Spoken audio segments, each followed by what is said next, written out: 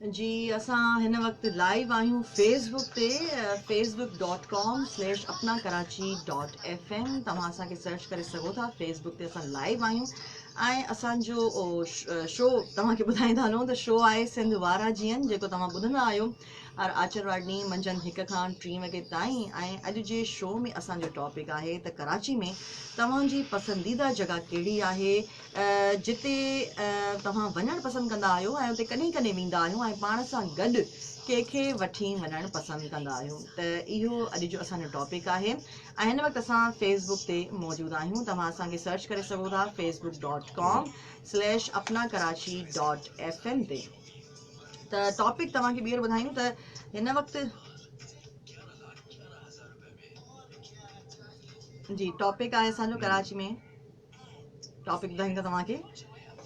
हिकु मिंट मां हीअ खणी वठां।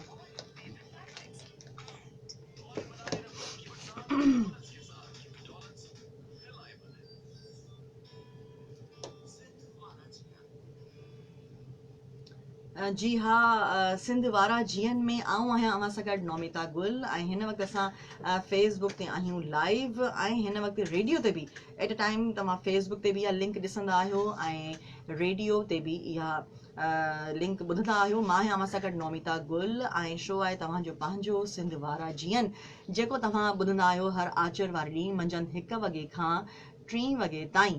त अॼु जो असांजो टॉपिक आहे त कराची में तव्हांजी पसंदीदा जॻह कहिड़ी आहे, उते कॾहिं कॾहिं वेंदा आहियो ऐं पाण सां गॾु कंहिंखे वठी वञणु पसंदि कंदा आहियो। इहो अॼु जो असांजो टॉपिक आहे। त टॉपिक जे हवाले सां मैसेज कयो। असां हिन वक़्तु फेसबुक ते बि लाइव आहियूं ऐं असां रेडियो ते बि लाइव आहियूं। त असांखे हिन माइक्रोफोन जो बि ख़्यालु रखिणो पवंदो आहे ऐं साम्हूं बि ॾिसणो पवंदो आहे जीअं तव्हांखे आवाज़ जेको आहे उहो क्लियर अची सघे। अच्छा, इन ई टॉपिक जे हवाले सां असांखे कॉल्स आहियूं। रमज़ान असांखे कराची मां कॉल कई, सफ़ूरा ॻोठ मां। रमज़ान सां गॾु मुंहिंजा दोस्त बि आहिनि, मंठार बेवस, शबीर बेवस।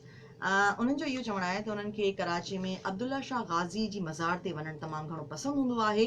हू दोस्तनि सां गॾु जेको आहे हुते वेंदा आहिनि। अच्छा, नदीम गबुल असांखे गडाफ टाउन मां कॉल कई। उन्हनि जो बि इहो चवणु आहे त उन्हनि खे पूरो कराची ई पसंदि आहे। ऐं असांखे ॿियो कंहिं कॉल कई, ॿियो नालो त विसरी वियो मूंखे, पर हिकिड़े माण्हू कॉल करे चयो त पूरो कराची जेकी आहे पूरी कराची ज़ोन आहे, इन करे पूरे कराची में घुमणु उनखे पसंदि हूंदो आहे।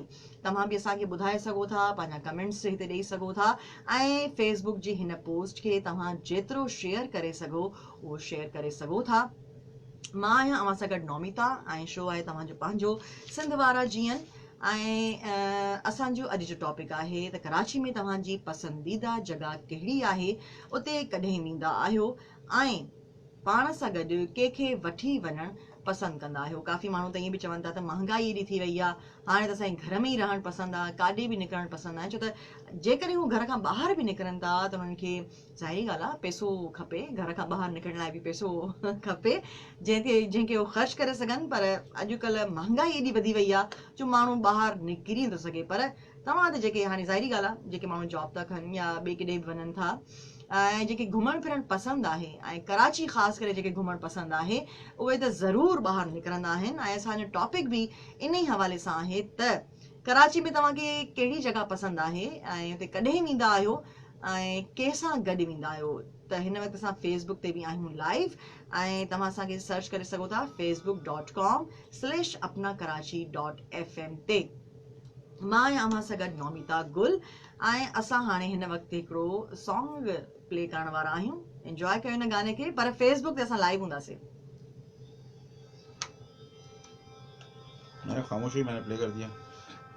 जी, गानो त प्ले थी चुको आहे ऐं अक्सर माण्हू जॾहिं बि असां गानो प्ले कंदा आहियूं त कॉल्स असांखे ईंदियूं आहिनि। ऑफियर असां कॉल वठंदा आहियूं ऐं उन्हनि जो इहो चवणु हूंदो आहे त जेको आहे सो फलाणी फरमाइश हलायो या असांजी हे फरमाइश आहे। त फरमाइशी प्रोग्राम त न आहे न, त तव्हां फरमाइश घटि कंदा कयो ऐं टॉपिक ते रहंदा कयो। ठीकु आहे। टॉपिक त रहणु ज़रूरी हूंदो आहे। अॼु जो असांजो टॉपिक आहे त कराची में तव्हांजी पसंदीदा जॻह कहिड़ी आहे, उते कॾहिं कॾहिं वेंदा आहियो ऐं पाण सां गॾु कंहिंखे वठी वञणु पसंदि कंदा आहियो। मां आहियां अव्हां सां गॾु नौमिता गुल ऐं शो आहे तव्हांजो पंहिंजो सिंध वाराजियन, जेको तव्हां ॿुधंदा आहियो हर आचर वारे ॾींहुं मंझंदि 1 खां 3 वॻे ताईं।